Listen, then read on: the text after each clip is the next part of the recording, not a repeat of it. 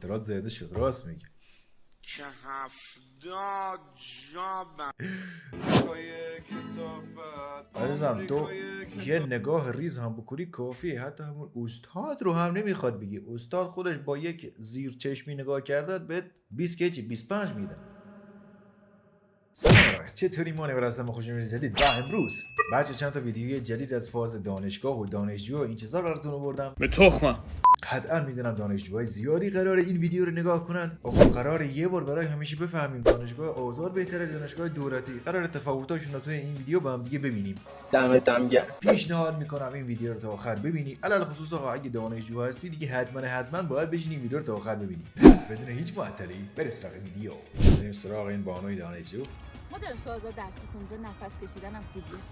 راست میگه. دانشگاه آزاد درس می‌خونیم. همه فکر می‌کنن ما هیچ درسی نمی‌خونیم. درست هم فکر می‌کنم. دانشگاه آزاد درس می‌خونیم. همه فکر می‌کنن ما خیلی پول داریم. درس می‌خونیم. اینجا آب معدنی هم بگیری باید جمعیت تصفیه کنیم. ما دانشگاه آزاد درس می‌خونیم. اینجا استادا مثل بچه‌هاشون با ما رفتار می‌کنن. خب دانشگاه آزادیا بگین تا اینجا درست گفت یا نه؟ مورد اول گفت آقا اینا که دانشگاه آزاد درس میخونن بچه خرگولن. خب راست میگه آقا، کی داره ترمی 10-15 میلیون پول بده؟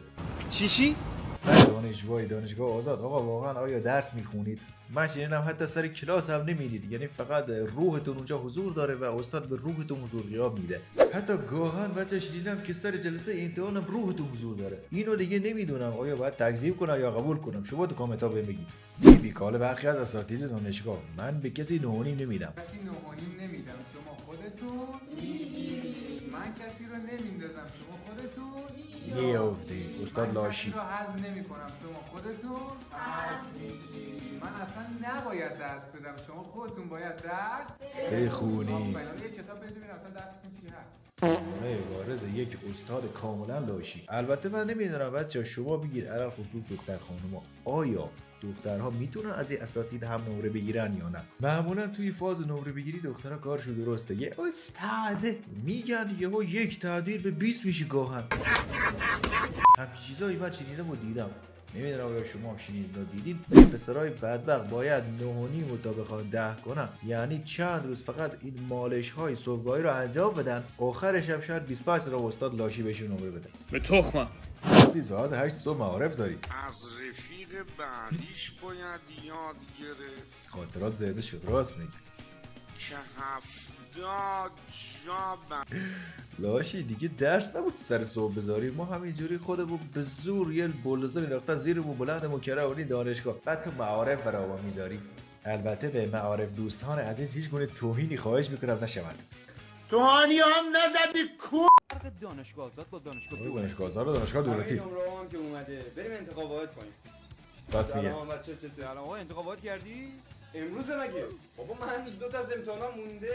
آقای میرزا جان پور. بله استاد. شما فقط 12 جلسه 16 جلسه اومدید. خودم دولتی بودم بچه. 16 اون رد کردیم، من باید حذفتون کنم. ان شاء الله ترم بعدی. ان شاء الله استاد من همه رو اومدم ها. جدی میفرمایید؟ بله. نورمال کجا در بردیم بس ما؟ شما کجا در میارید؟ اینم استاد لاشیه. استاد خوب کیه؟ با 12 جلسه نیومده بهش بگین یه جلسه بیاد بشین. آقا این استاد واقعا گندشو در برده. 18 اعتراض میخوام بزنم آقا. چه بعد نمره بزنم؟ من در حد 22 خوندم. من 8 شدم. اعتراض بزنم من از 10 میده. لج نکنی اینقدر. میگم شماره شو داری برای من بفرست، من برم به خود جلسه هست کنم که نمره بده. صداتون رو بشنوم صورت جلسه می. تجربه ای نداشته از دانشگاه آزاد. شاید خود اولین بارم بود. صورت جلسه تو کردم دفعه آخرش میشه. ارزو باش. آقا ما آیا تایید میکنید همه اینا رو بچه‌ها؟ هر گوهی دلتون میخواد بکنید، فقط آروم. نه کسی ما نشنوه. صدا بشنوم گوشی رو من میگیرم. آروم کار کنید. بچه دوست دارم مثلا یه دور دیگه من دوره دانشگاه برم دانشگاه آزاد بخونم، یعنی واقعا اینقدر راحت و ولدله. بعید میدونم اینجوری باشه. خلاصه اسم یه دانشگاه روش هست. نمیدونم بچه بگین چند تا از این مسائل درست بود چند تاشو غلط بود. خلاصه و دانشگاه آزادیا تو کامنت ها بهم بگم. آقا تا اینجای ویدیو که اومدیم بزن رو دکمه سابسکرایب و زنگوله کنارش بزن که ویدیو جدید گذاشتم مطلع بشی و کلی انرژی به مانیبال عزیز بدی. بریم سراغ بقیه ویدیوها. من و رفیقم تو راه ریدن توی امتحانمون چون خوابمون مهمتر بوده و فقط توکلمون با خداست.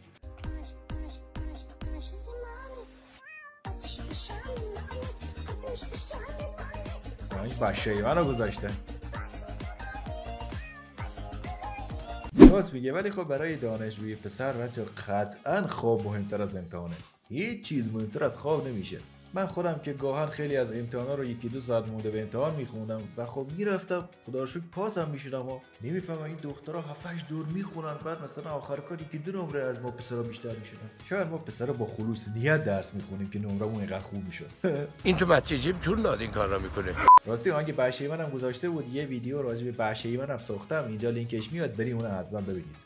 کالج ایرانی سلطان کلیپای 20 این چرا موهاش ایرانیه؟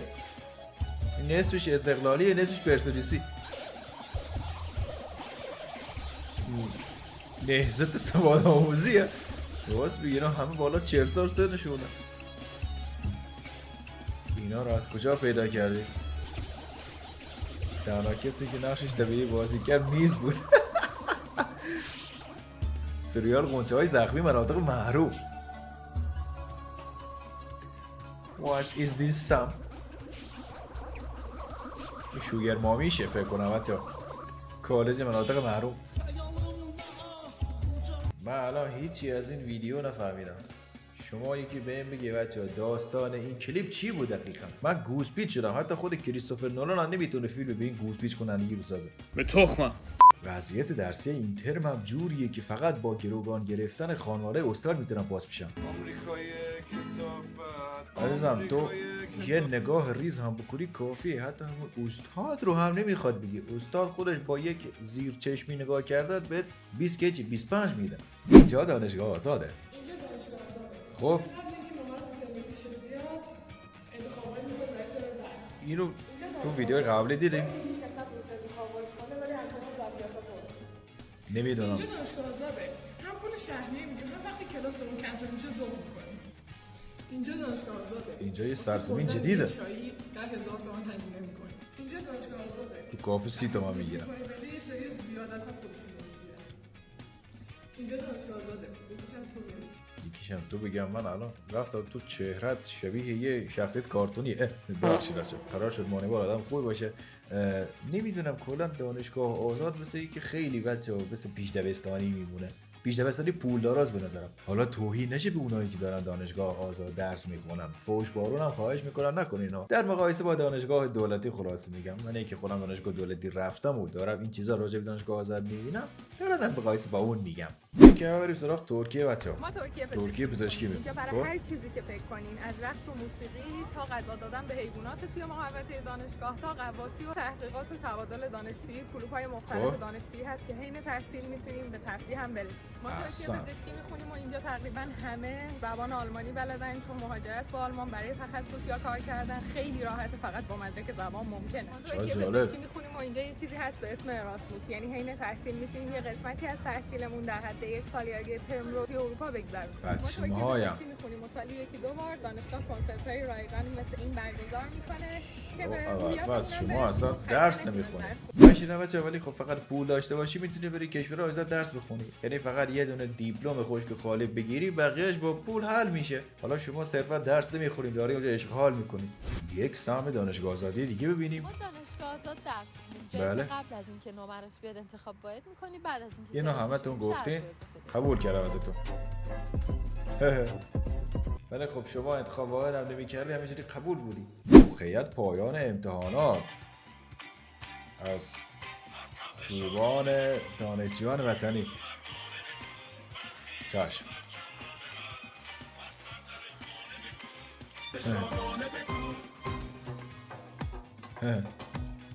چه مملکت خوبی داریم. وطنم پاره ای تنم.